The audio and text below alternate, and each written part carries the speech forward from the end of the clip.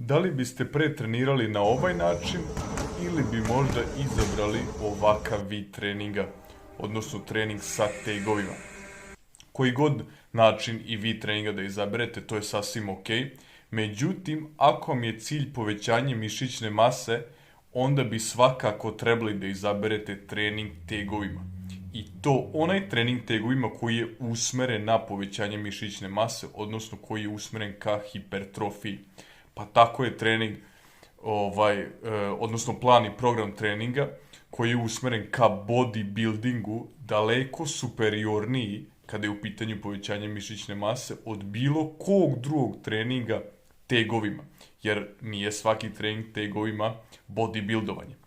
Znači, bodybuilding je superiorniji čak i od crossfita i svih drugih oblika, ali samo kada je u pitanju povećanje mišićne mase.